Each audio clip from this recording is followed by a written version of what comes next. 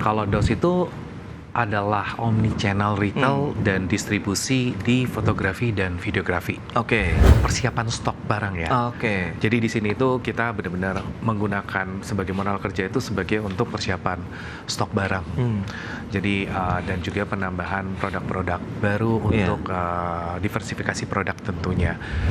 Kalau kita bicara secara persaingan sekarang, mungkin sekarang sisi yang tersulit dari DOS itu adalah bagaimana kita bersaing secara harga. Oke. Jadi mungkin secara kompetitor itu sekarang mereka fokus bagaimana menjual barang lebih murah dari DOS.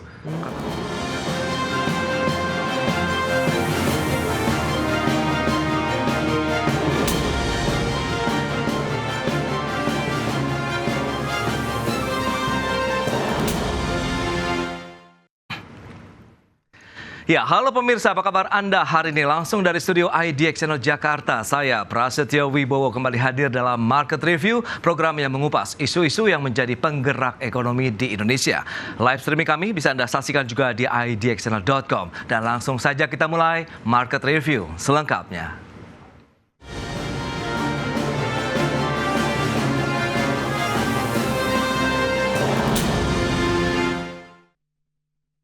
PT Global Sukses Digital Tbk mengusung 3 strategi ekspansi bisnis di sepanjang tahun 2025.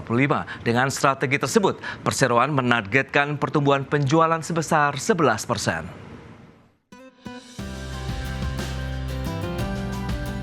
Emiten retail produk fotografi dan videografi PT Global Sukses Digital Tbk menargetkan kinerja yang lebih kuat pada tahun 2025 dengan mengusung 3 strategi utama. Ketiga strategi tersebut yakni ekspansi gerai, penguatan komunitas, dan percepatan digitalisasi.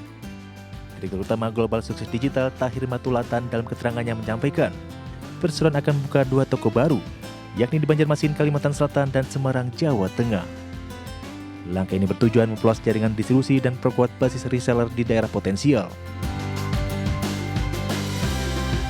Sementara di sisi digital, emiten dengan kode saham DOS ini akan mengintegrasikan sistem omnichannel yang menyatukan pengalaman berbelanja online dan offline. Transformasi ini mencakup penyatuan layanan data, logistik, dan pengalaman pelanggan dalam satu ekosistem digital yang terintegrasi. Tahir menambahkan perseroan juga menaruh perhatian pada pengembangan komunitas melalui penyelenggaraan berbagai event kreatif dan edukatif, seperti Foto Olimpik serta festival film pendek. Dengan strategi ini, Global Sukses Digital membidik peningkatan pangsa pasar retail kamera digital hingga 33%, serta pertumbuhan penjualan sebesar 11% pada tahun 2025. Berbagai sumber untuk IDX Channel. Ya, pemirsa, untuk membahas tema menarik kita hari ini, strategi bisnis PT Global Sukses Digital Tbk pasca IPO, sudah hadir bersama saya di studio IDX Channel dengan Bapak Tahir Matulatan. Beliau adalah Direktur Utama PT Global Sukses Digital Tbk. Ya, halo Pak Tahir, apa kabar? Hai Pras, baik. Terima kasih atas kehadirannya pagi ini. Sehat selalu? Sehat, thank you. Sebelum membahas lebih jauh, mungkin bisa kita review terlebih dahulu ya, terkait dengan model bisnis dari inti sendiri perseroan seperti apa sih core bisnis yang selama ini dilakukan oleh perseroan. Mungkin bisa dijelaskan kembali nih Pak. Oke, kalau DOS itu adalah omni-channel retail dan distribusi di fotografi dan videografi. Oke. Ya, di sini kita menggabungkan antara offline store, e-commerce, dan juga distribusi. Tentunya ketiga faktor ini ditopang oleh ekosistem yang sudah kita bangun ya.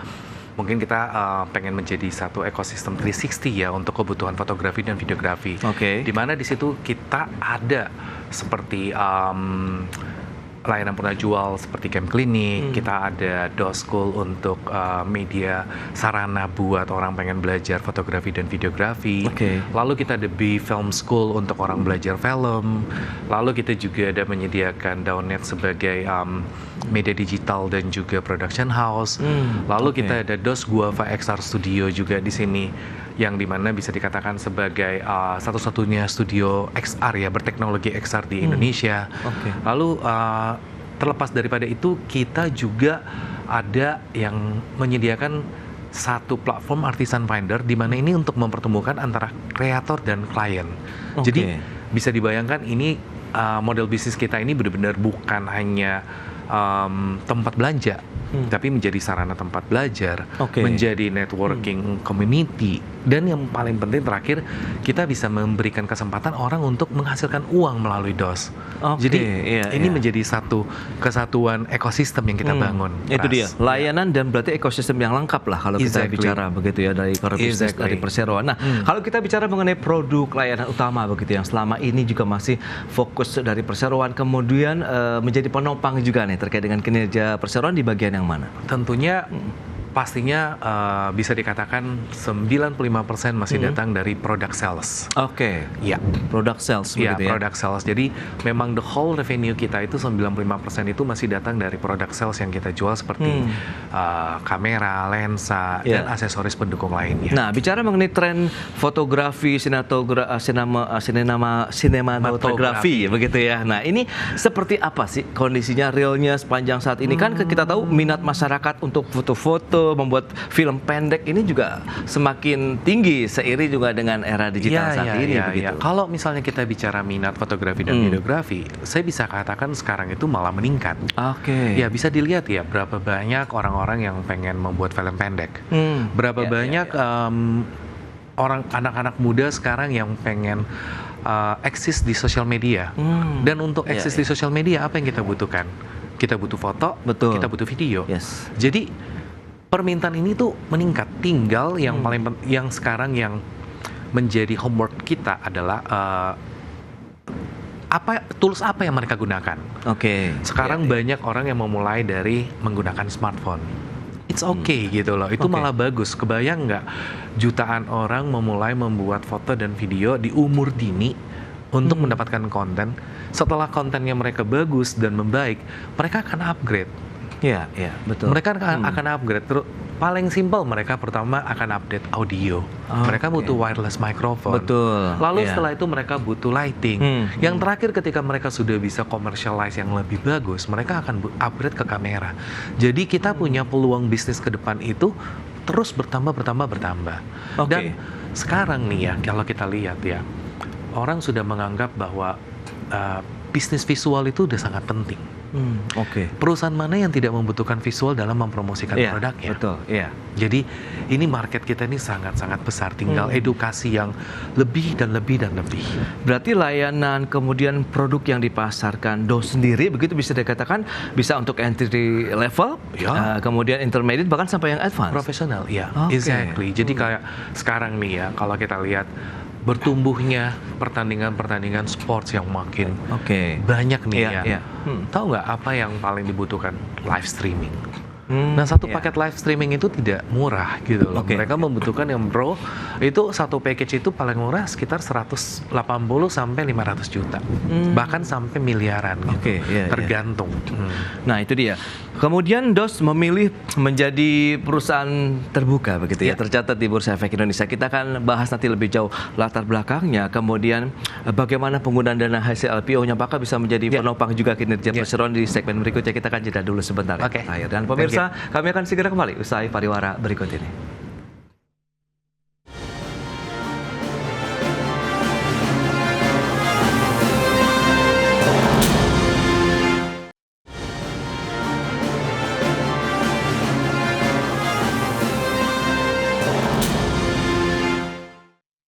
Ya, terima kasih Anda masih bergabung bersama kami dalam Market Review, pemirsa. Dan berikut ini kami akan sampaikan data untuk Anda terkait dengan profil emiten. Dan selengkapnya bisa Anda saksikan di layar televisi Anda. PT Global Sukses Digital Tbk dengan kode emitennya DOSS atau DOS begitu ya. Kegiatan usaha utama adalah perdagangan eceran alat fotografi dan perlengkapannya. Kemudian saham IPO-nya sekitar 450 juta saham baru atau setara 26,09% dari modal di setor penuh. Kemudian ini tanggal IPO-nya tahun 2024 lalu, tepatnya di tanggal 7 Agustus, dengan harga IPO sekitar Rp135 per saham, sementara dana hasil IPO yang diraih mencapai 60,75 miliar rupiah. Dan selanjutnya kita akan cermati dari sisi penggunaan dana hasil IPO. Nah, ini untuk apa saja? Apakah berhasil menopang kinerja perseroan hingga mampu berdiri lebih jauh lagi hingga detik ini? Itu dia, kita akan cermati dari 60,75 miliar rupiah, di mana 72,6% untuk modal kerja guna mendukung kegiatan utama dan kegiatan operasional.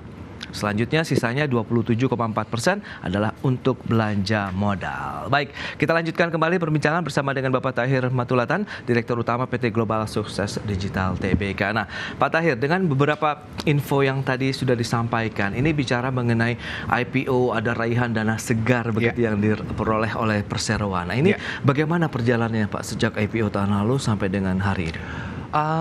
So far untuk perjalanan daripada dari sejak IPO ke sekarang ini all good ya, maksudnya semua sesuai dengan apa yang direncanakan. Ya, mulai dari ekspansi DOS Megastore yang di Ratu Plaza yang seluas 3.000 meter tersebut, itu so far berjalan dengan baik. Lalu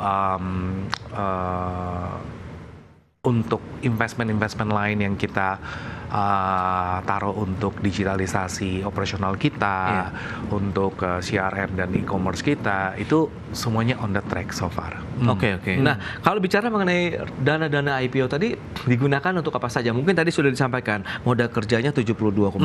Nah, ini kalau mungkin bisa dijelaskan lebih jauh untuk apa saja? Kalau misalnya kita berbicara modal kerja, tentunya di situ Jadi kita mulai dari persiapan stok barang ya. Jadi di sini itu kita benar-benar menggunakan sebagai modal kerja itu sebagai untuk persiapan stok barang. Jadi dan juga penambahan produk-produk baru untuk diversifikasi produk tentunya. Dan di sini juga tentunya ya mulai dari renovasi store dan juga rental dan lain-lain seperti itu. Itu dia benefit-benefit yang dirasakan Perseroan ya setelah IPO begitu di pasar modal sejauh ini, Pak. Sorry? Ya, kalau bicara mengenai manfaat benefit yang sudah dirasakan Perseroan itu mungkin bisa disampaikan juga apakah perkembangannya bisa menjadi penopang kinerja begitu? Kalau misalnya manfaat setelah IPO tentunya satu ya, kita mendapatkan kepercayaan yang lebih tinggi daripada brand-brand dari luar ya, brand principal, dan dengan begini itu bisa memudahkan kita untuk mendapatkan produk dan melakukan distribusi. Nah, dengan begini itu tentunya akan menopang kinerja kita menjadi lebih bagus ya. Dan tentunya dengan adanya modal kerja yang kita pakai, yang investment yang kita taruh di teknologi itu membuat operasional kita menjadi lebih efisien.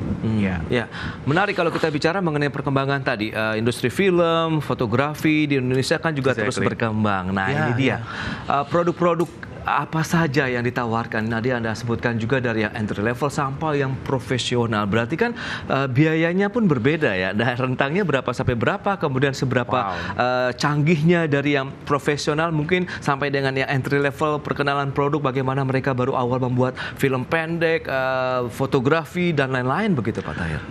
Ya, kalau kita lihat benar ya kata Pras ya. Maksudnya tadi kita sudah bahas kalau misalnya industri film di Indonesia sendiri ini tuh lagi berkembang sekali ya, lagi booming sekali ya. Bisa kita lihat dari beberapa judul film yang mencapai jumlah penonton yang fantastis. Tentunya jumlah penonton tersebut berpengaruh terhadap income ya. Kalau kita berbicara kamera apa yang digunakan, ya kalau kita berbicara dari entry level, memang sekarang mulai dari harga 5 juta pun ada yang bisa mereka gunakan, sampai dengan 1,8 miliar sampai dengan 2 miliar ada gitu. Jadi kalau misalnya kita lihat seperti film layar lebar, kalau layar lebar mereka akan pakai kamera yang memang profesional, yang memang kualitas untuk film itu ada di situ gitu, yang dipercaya gitu loh. Ya itu tentu investasi yang dibutuhkan luar biasa ya, tapi sebanding sekali dengan income yang didapatin gitu. Nah, di sini kita berharap sekali, saya sendiri merasakan bahwa film-film Indonesia ini semakin mature. Kalau dulu semuanya cuma memproduksi film horor, sekarang itu genrenya sudah mulai berubah. Animasi sudah ada, dan romance juga sudah ada, yang tetap jumlah penontonnya itu ternyata fantastis. Nah, ini satu gambaran positif buat film Indonesia dan industri kita. Dengan berkembangnya juga tadi industri film, fotografi, kan ini juga berkembang di kota-kota besar dari Sabang sampai Merauke. Nah, penetrasi Perseroan sendiri sejauh mana begitu? Apakah mengcover wilayah-wilayah ataupun kota-kota besar lain di Indonesia atau seperti apa? Kalau kita berbicara untuk secara point of sales, yaitu offline store kita, tentunya kita sudah mengcover 6 kota. Dan segera ada 2 kota itu Semarang dan Banjarmasin kan. Jadi DOS sendiri itu kan sudah ada di Jakarta, Bandung, Surabaya, Yogyakarta, Bali, Makassar, tambah Banjarmasin dan Semarang nantinya. Nah, secara point of sales kita sudah ada di kota-kota besar. Tetapi tidak cukup hanya di situ. Oke. Kita fokus ke edukasi. Iya, iya. Kita fokus ke event. Ya. Kita fokus ke community. Jadi banyak hal yang kita lakukan. Itu menarik. Kalau bicara mengenai edukasi, berarti kita membuat orang lain semakin paham, semakin pintar. Misalnya membuat komposisi suatu fotografi, ya, hasil fotografi ataupun juga film. Nah, ini berarti DOS pun juga berperan di sana, sehingga pemahaman semakin meningkat akan menjadi peluang juga nih, cuan baru tentunya bagi perseroan. Exactly. Jadi kalau bisa dilihat, DOS itu kita bisa dibilang satu minggu itu kita punya 40 event. Satu minggu? Wow. Tersebar ke seluruh kota-kota yang ada DOS-nya. Jadi benar-benar di situ tuh kita ada workshop untuk fotografi dan videografi dengan tentunya tema-tema yang berbeda-beda setiap minggunya dan setiap bulannya. Jadi memang itu fokus kita, edukasi itu sangat-sangat penting. Nah, itu dia edukasi, kemudian ekspansi bisnis yang akan kita bahas lebih jauh di segmen berikutnya. Pak Tahir, kita akan jeda kembali sebentar ya. Dan pemirsa tetaplah bersama kami.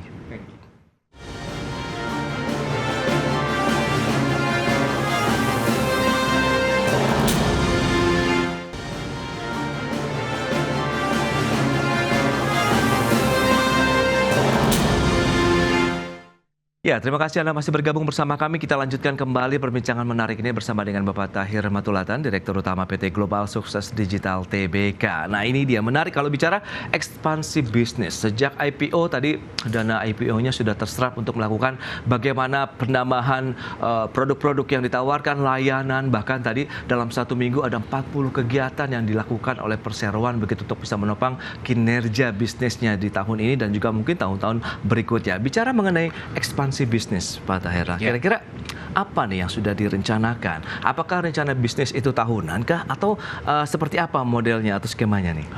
Oke, kalau misalnya rencana bisnis itu kita bagi beberapa. Jadi kalau misalnya contoh untuk pengembangan offline store, itu kita buat memang secara tahunan. Kita sudah mengusung rencana tahunan kita mulai dari tahun 2025, 2026 sampai 2027. Oke. Ya.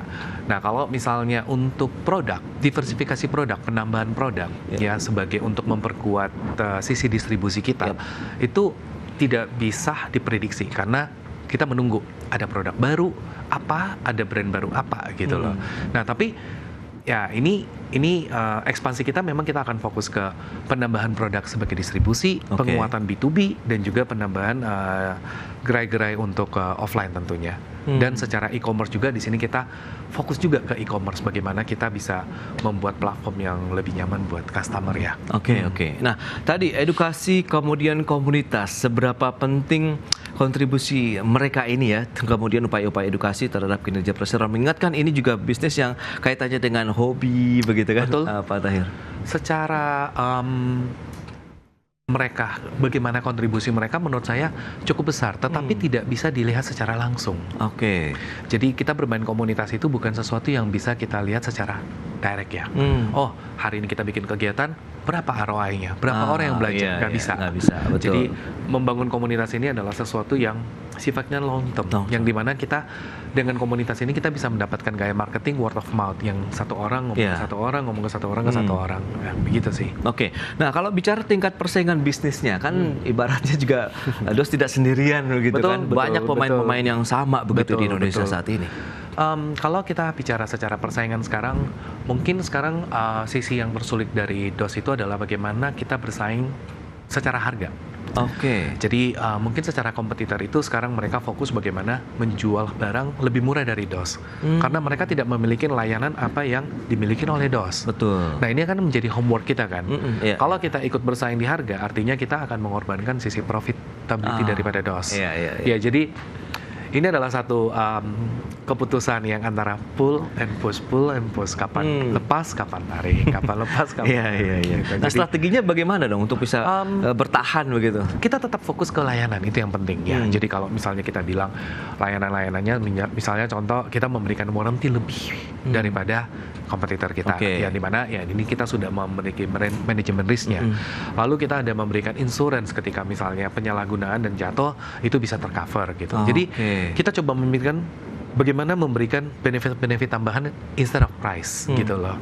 Tapi terkadang dari 10 mungkin ada 2 yang kita fight. Tapi kan cuma 20% dari 100% kita kan. Secara average margin kita masih terjaga. Baik, oke. Nah, dengan kondisi seperti saat ini, kita tahu ya ekonomi juga masih struggle, kemudian kondisi global juga masih sama. Anda melihat bagaimana dengan produk-produk yang Anda datangkan? Apakah semuanya impor atau ada yang juga diproduksi di dalam negeri? Oh, semua produk peralatan fotografi dan videografi ini semua impor. Belum ada produksi dalam negeri. Ya, jadi kalau misalnya kayak Sony, ya perwakilannya ada sini PT Sony Indonesia, Fujifilm Indonesia, Canon dan seterusnya ya. Kalau misalnya dengan sisi global, apa yang terjadi di global? Ya, tentunya pastilah ada efeknya ya.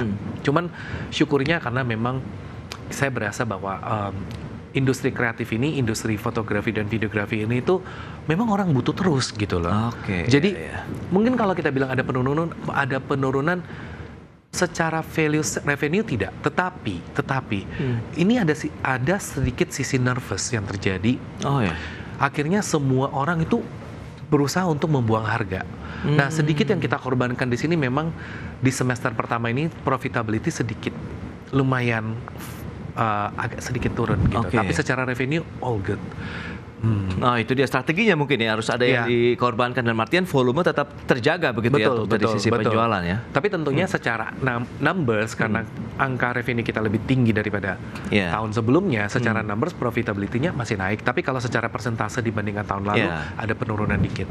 Nah keunggulan kompetitif apa nih yang mungkin bisa disampaikan juga kepada pemirsa IDX Channel setelah perusahaan IPO, kemudian dengan tadi upaya-upaya yang terus bisa meningkatkan kinerja sehingga ini bisa menjadi hal yang ya kita lihat ada sisi luar biasa yang bisa kita lihat dari DOS. Kalau keunggulan kompetitif sudah pasti, DOS itu bukan toko kamera, tetapi kita itu ekosistem ataupun platform untuk fotografi dan videografi di Indonesia. Tadi yang kita sebutkan, kita punya store, kita punya layanan penerjual, kita punya media belajar, kita punya production house, kita punya media digital, semuanya kita punya. Nah ini adalah keunggulan kompetitif yang dimiliki oleh DOS dibandingkan kompetitor lain yang tidak dimiliki oleh mereka.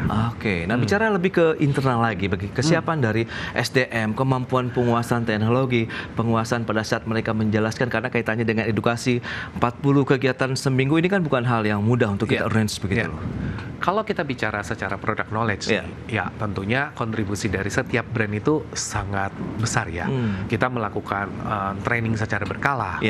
Kita melakukan untuk kalau misalnya tim sales kita melakukan ujian secara berkala juga mengenai bagaimana penguasaan mereka.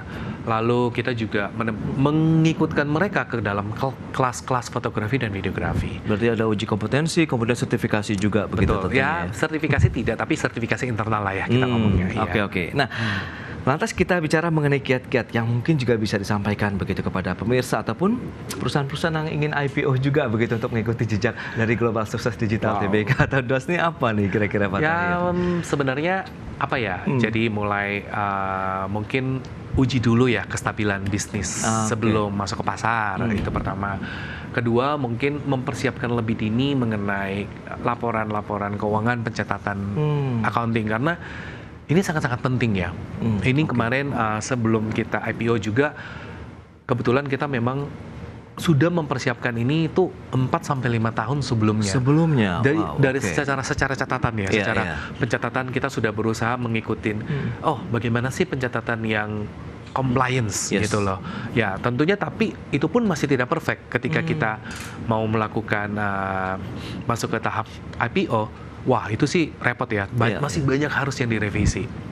Tapi setidaknya kita sudah berhasil dan sebelumnya 60%. 40% tinggal itu. Tinggal penyesuaian. Dan yang terakhir sih mungkin ya benar-benar rencana pasca IPO itu mesti dibuat dengan sangat proper ya, karena ya IPO adalah start yang baru. Ya itu sih. Baik, dan menjadi bukti kepercayaan juga bagi para investor tentunya. Betul. Harapan terakhir Pak Tahir ke depan seperti apa? Tahun 2025 tinggal ya 1 semester kurang lagi begitu. Ya, tahun 2025 ini ya memang kita tahu adalah tahun yang sulit ya secara global ataupun dalam negeri juga ya. Harapannya sih berharap kestabilan kestabilan dalam negeri itu yang paling memiliki peran juga buat kestabilan ekonomi kita sih, penjualan kita sih, itu aja sih. Jadi berharap secara politik dan lain-lain itu bisa lebih stabil sehingga bisa mendongkrak ekonomi kita dengan lebih baik sih. Baik, itu dia beragam upaya strategi bisnis. Yang paling utama adalah bagaimana action yang dilakukan sesuai dengan rencana bisnis yang sudah dilakukan tentunya bagi perseroan di sepanjang tahun 2025 ini untuk bisa menapaki tahun 2026 dan terus selanjutnya. Begitu. Baik, Pak Tahir, sayang sekali waktu terbatas. Terima kasih banyak atas informasi, update dan juga insight yang sudah diberikan nih kepada pemirsa IDX Channel pada hari ini ya. Baik pemirsa, jangan beranjak dari tempat Anda karena sesaat lagi kami masih akan kembali dengan tema menarik lainnya terkait dengan percaya diri. Bank Indonesia turunkan lagi BI rate menjadi 5%. Kami segera kembali. Terima kasih Pak. Rapat Dewan Gubernur Bank Indonesia pada tanggal 19 dan 20